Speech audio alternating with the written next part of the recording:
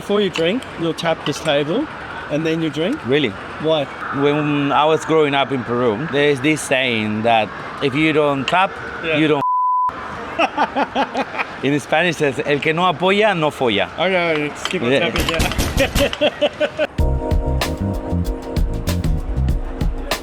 Alejandro. Yeah, what are you doing here? How are you, mate? Have you seen this? You were sitting here in the city. Have you seen this? No, what is it? Reader's Digest. It's your best guide to Gippsland.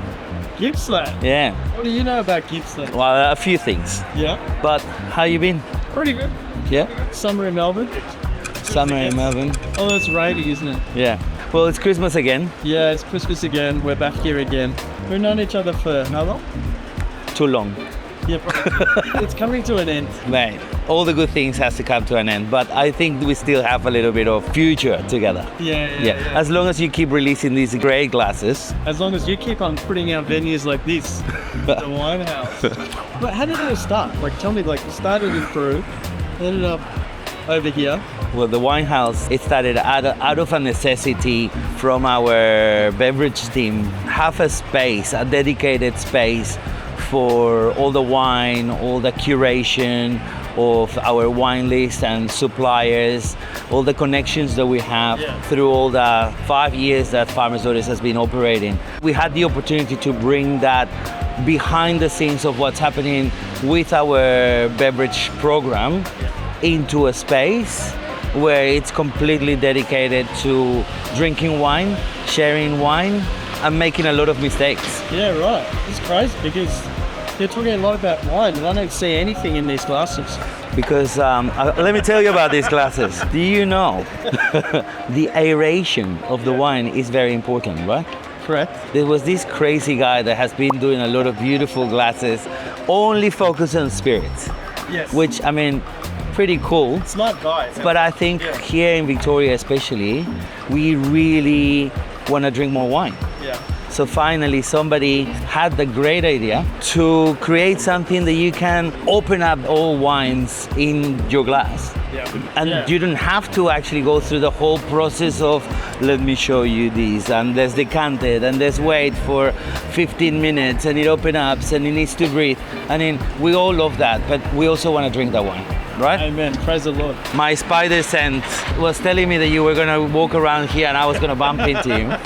So I went to our cellar and I picked two beautiful wines. Yeah. The first one is a Cabernet Sauvignon from Entropy Wines. This is from Warragul Vineyard. Yeah. Brian has been doing wine over there in the area for a bit now. I think this is the result of many years of trial and error, but also his own development as a winemaker. Have you had this wine in this glass before? I had it, actually. I only drink from a Denver and Liley wine glass at the moment. Since we've been using your glasses, it has added on to the experience for our customers because, you know, we explain it for a young wine, swirl to the left, or for a more robust old wine that needs a little bit more shaking, swirl to the right? Yeah. They almost bring this analogy of Tinder. I don't know what Tinder is. Tinder. I don't know. Yeah, I don't know why, but you know, I just play along with that. See, very, very robust. Look at the cork. Yeah. And this is, I mean, it's relatively young because it's 2024. You know, we poured in the middle and it's already kind of starting the decanting process or the aeration process. And everybody looks at it and it's like, oh, what's happening there? Look at that color. This is amazing. Look at that color. How is this opening up? That would be like 10 minutes of decantation. Exactly. I mean, we want to sell more wine. Yeah. We want our guests to enjoy more wine. Yeah. So we need those 10 minutes. But we're talking about the tie-in with food. We're on the same page. Great minds would work with this. Any very deep cure meat like a brasola works really well. The saltiness of the brasola, fattiness of the brasola. I'll tell you what, it's like us sitting at the front of the Louvre talking about what the Mona Lisa looks like. Let's try some brasiola. Yep, I'll get you some. With this bad boy. Can we have a dish of brasola? Look, we start with, we have capicolo today. We change our cure meats every week. We have a sherry vinegar with oil, just to provide a little bit of tartness, to help with the fattiness of the capicola, the pickled pepper, and then we have some blue eye, cherry vinaigrette dressing with a little bit of chili, ginger, confit echallots or caramelized echallots. Let's finish with this Cabernet first. It's an experience these two. Yep. I've just noticed that a lot of people do that. Before you drink, you'll tap this table and then you drink. Really? Why? Why did you do that? When I was growing up in Peru, Yeah. there's this saying that if you don't tap, Yeah. you don't. In Spanish, it says, el que no apoya, no folla. I know, it's keep on Yeah. tapping, yeah. Like, we don't want to take ourselves too seriously here in the wine house because nobody wants to come to a wine bar or a restaurant and big lecture, you know, in wine and all that. But we want to have fun. We want to share some experiences and anecdotes and life stories that we learn from all the winemakers and the producers, and that makes the whole service and the whole experience here in Wine House so unique and so approachable, I guess. Yeah, perfect. Thank you. What combinations? What's the magic? Like, there's magic in drinking wine, good food, good music, and good company. Like, it's like not a trifecta. What's a four-factor? It's the whole package. These are Rockefeller oysters. Mm-hmm. Have you heard about Rockefeller oysters before? No, I've heard of Rockefeller, the dude. Yeah, Okay. I've never really had that many American oysters. I don't like cooked oysters. Yeah. We have amazing oysters here in Australia. Yes. Why to cook them and, you know, take all that flavor out. But my grandfather used to love Rockefeller oysters in Peru, and we don't have really good oysters in Peru, right? This is a very old school New York style of cooking oysters or making oysters.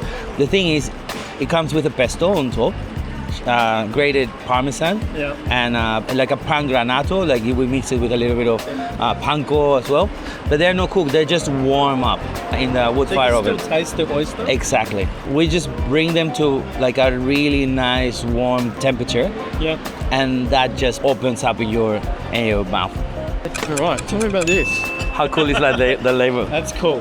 It's super cool. To be honest, we chose this wine before we even tried it because of that label. It's so brilliant. cool. I'd love that on my wall. Criolla is a variety that it's not really well known in Australia. It's just also started to be popular in South America itself. Like a lot of wine bars or good restaurants are embracing the lightness of this variety. Because if you speak with your parents, for example, and the older generations, they're like, "Oh no, I want a big Barossa Shiraz," you know. And when I drink it, I'll just do this because it's so big in tannins. That's what I want. That's a good wine. As we learn more and as we understand more, the palate changes as well. Like, we don't drink to overpowder our palates. We drink to enjoy a nice moment, a nice time, a nice pairing. The full package. Exactly. You want to taste the blue eye that we have there. You don't want to pair it with something that it's just going to be super buttery, super oaky, and then that's the only thing that you taste in your mouth. Yeah. The appreciation of food and wine changes. What are we having? It's a blue. Blue eye, cold, lightly cured. It's lightly aged in the fridge. Just raw. It has sherry dressing, a little chili, confit garlic, confit echallots. Actually, and I don't know if you remember this, I went to the launch of the gin glass, Hats and Tats. Hats and Tats, yeah. That would be in 2016 or something like that. And that's when we met. I had a couple of your glasses, and then since then you've been releasing, if I'm not wrong, then was the whiskey glass. This is going to be amazing if you can get them all. The whiskey glass, then you had the bourbon glass, the agave tequila glass, then the traveler. Yes. Besides of being a traveler, is the perfect glass for everything, I think. You know, like I go to Gippsland quite often, and I go to different vineyards, and I bring my glass. Yeah, exactly. And I taste wine, and I taste wine with it. I taste the spirits with that, and I take my coffee as well. It's a technical flask. I love it, and it's so well designed. It's very elegant. It's very nice to carry around. So you named 5. Yeah. Then obviously 6. This. No. Before that, the beer glass. You got them all. You got them all. Well done. If I'm gonna drink a beer, I will drink a nice, really, really crisp Pilsner. Yeah. And that I will drink it from your glass. So it's beautiful.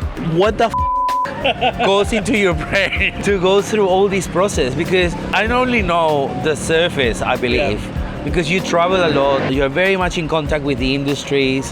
You talk to chefs, you talk to bartenders, you talk to producers, winemakers, spirit distillers. And then where do you have the time and the headspace to say, okay, well, that was okay with a wine glass. I need another challenge. There's not a single thing that I don't, like a product that I'm interested in with passion that I don't think cannot be improved. As humanity keeps on moving on, like everything can increase with increased knowledge, we can get better. I try and like understand now more than just the technicalities of wine, but like all the stuff that's around it. That's important. Like if I went to Mendoza, the important part for me is to like get into the music, get into the food, get into like the fabric that makes that particular culture. And this is a couple of threads in that fabric. But it all works together as part of a culture.